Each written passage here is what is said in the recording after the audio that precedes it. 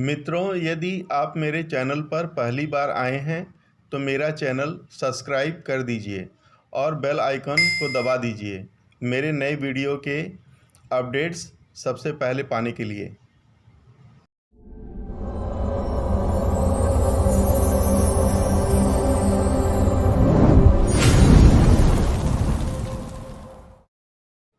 वंदे कृष्णम जगद्गुरो। मित्रों, आज हम श्रीमद् भागवत गीता के कर्म संन्यास योग नामक 5वें अध्याय को श्रवण करेंगे। इस अध्याय में सांख्य योगी और कर्मयोगी के लक्षण एवं उनकी महिमा का वर्णन किया गया है। ज्ञान योग का विशद वर्णन मिलता है। भक्ति युक्त ध्यान योग का वर्णन मिलता है। अथ अध्याय।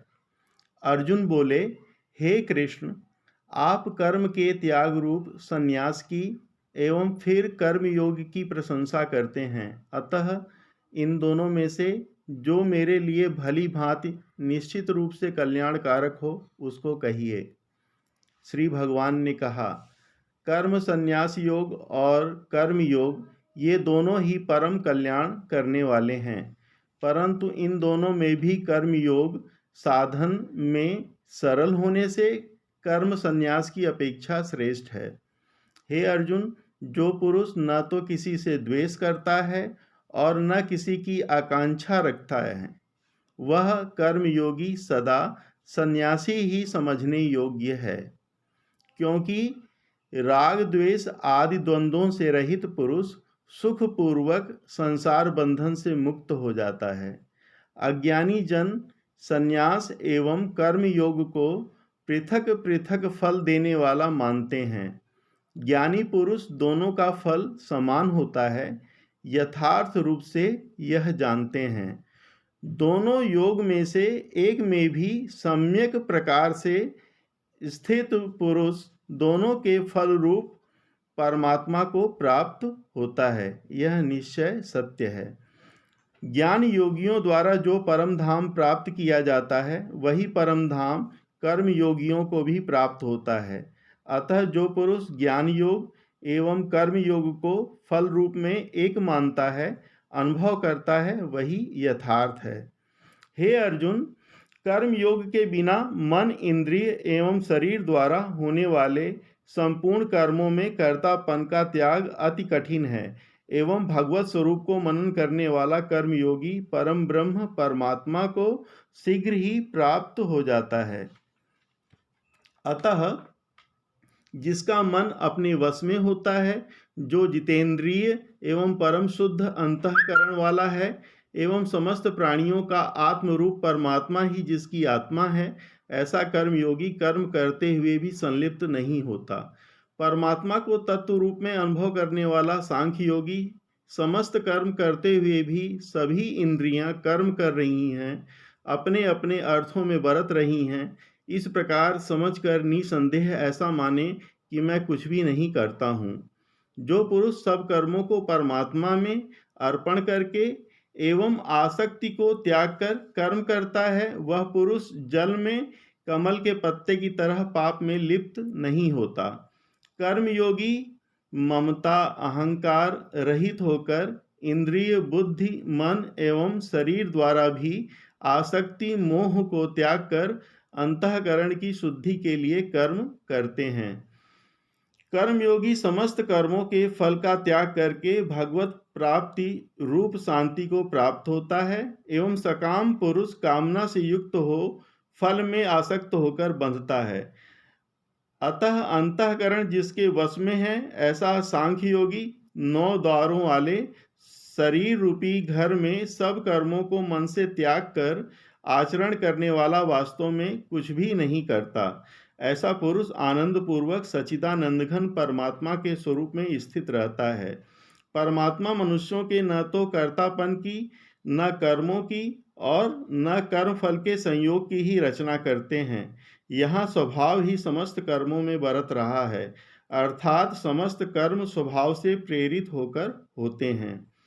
सर्वव्यापी परमेश्वर भी न तो किसी के शुभ कर्म को और न तो किसी के अशुभ कर्म को ग्रहण करता है, किंतु अज्ञान के द्वारा ज्ञान ढका हुआ है, इसी प्रकार अज्ञानी मनुष्य मोहित हो रहे हैं, परंतु जिसका अज्ञान परमात्मा के तत्व ज्ञान द्वारा लोप हो गया है, उसके सूर्य के समान दिव्य ज्ञान सच्चिदानंद घन परमात्मा द्वारा प्रकाशित हो जाता है।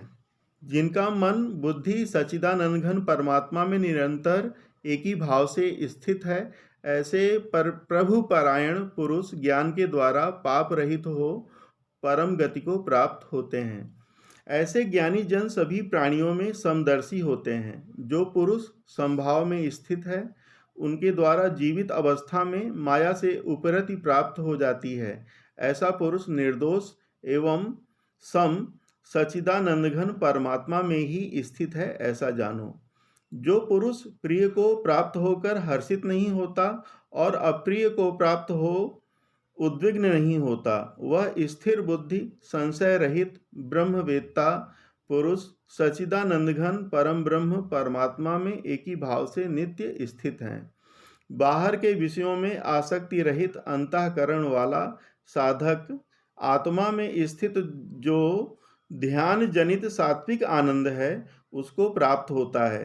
तदंतर वह सच्चिदानंद घन परम ब्रह्म परमात्मा के ध्यान रूप योग में अभिन्न भाव से स्थित पुरुष अक्षय आनंद का अनुभव करता है। इंद्रिय तथा विषयों के संयोग से उत्पन्न होने वाले सब भोग विषयी पुरुषों को सुख रूप अनुभव होते हैं, तभी ये सभी दुख के मूल कारण हैं तथा अनित्य हैं। इसलिए हे अर्जुन, बुद्धिमान विवेकी पुरुष उनमें नहीं रमता। जो साधक मनुष्य शरीर में ही काम क्रोध से उत्पन्न होने वाले आवेग को सहन करने में समर्थ हो जाता है, वही पुरुष योगी है तथा वही सुखी है। जो पुरुष अंतरात्मा में ही आनंदित है, आत्मा में ही रमण करने वाला है, आत्मज्ञान से पूर्ण है, वह सच्चिदानंद घन परम ब्रह्म परमात्मा के साथ एक ही भाव को प्राप्त सांख्य योगी शांत ब्रह्म को प्राप्त होता है। जिनके सब पाप नष्ट हो गए हैं, सभी संशय से निवृत्ति हो गई है, जो सभी प्राणियों के हित चिंतक हैं, जिसका जीता हुआ मन निश्चल भाव से परमात्मा में स्थित है, वे ब्रह्मवेत्ता पुरुष शांत ब्रह्म को प्राप्त होते हैं। काम क्रोध से रहित जितेंद्रिय एवं परम ब्रह्म परमात्मा का साक्षात्कार किए हुए ज्ञानी पुरुषों के लिए सब ओर से शांत परम ब्रह्म परमात्मा में ही परिपूर्ण है। विषय भोगों का चिंतन न करने वाला परम योगी मोक्ष परायण इच्छा भय एवं क्रोध से रहित पुरुष सदा मुक्त ही है। मेरा भक्त मुझको सब यज्ञ एवं तपों का भोगने वाला, संपूर्ण लोकों के ईश्वरों का भी ईश्वर तथा संपूर्ण भूत प्राणियों का सुहृद अर्थात स्वार्थ रहित परम दयालु और प्रेमी, ऐसा तत्व से जानकर शांति को प्राप्त हो जाता है।